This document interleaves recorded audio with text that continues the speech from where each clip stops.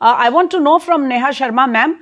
The sir has just explained that there is needs to be a curriculum for educators, for parents, and of course the adolescents. In your experience, very quickly, without revealing any privacy issues, have you come across such cases where children have been seriously affected by too much use of social media, or maybe they have got access to dark web? I hope not. Very briefly. Well, yes, definitely there are cases once in a while, because we principals are also well connected, and if there's something that has happened in some other school, that comes to our notice as well. There are children who have been so much into gaming and all that they have altogether started missing the school regularly.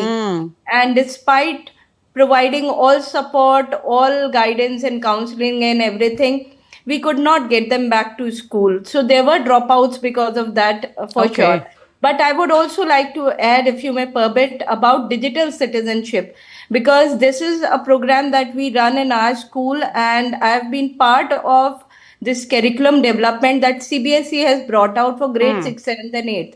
So we have developed our curriculum for grade 6, 7th and 8th, where we talk about digital etiquette, digital privacy, and very importantly about digital footprints, because children don't understand that whatever they are doing on social media today can have impact, and huge impact, on their future as well.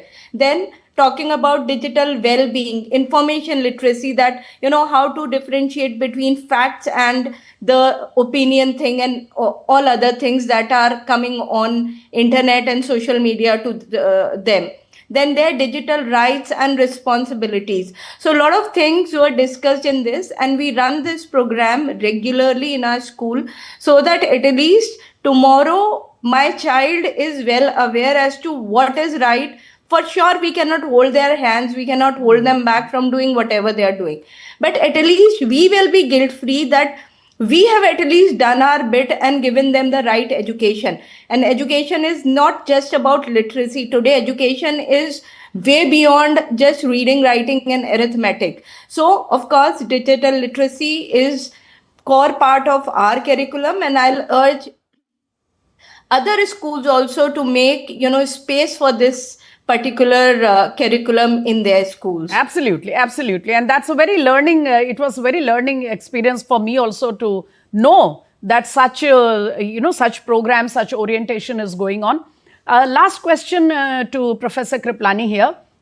Sir, coming to the core of this debate, is there need for a ban? Because some countries have done it, they have put an age restriction.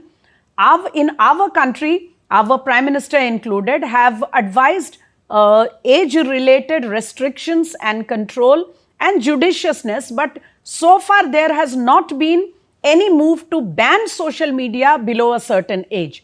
Where would you stand on this debate? So I think right from France and UK and China, they have different actions on this particular thing, Australia. So we need to study this thing, what is the impact there basically after doing that particular regulations or control system. We don't have a study yet now, and comparatively we should also have a study here also, which we are already doing now. We wanted to have a study on this thing so that we come across how impactful it will be, or whether we can go parallel to parallel. Are we making it a restricted part, or we wanted to make it our internet more safer? So that is most important. I think the second option will be more better if we go ahead with a proper study along with the government, and in coming days the comparative study can be done like other countries, what they have done, what we are doing. Directly putting up imposing ban would be a non-scientific and non-evidential part currently situation.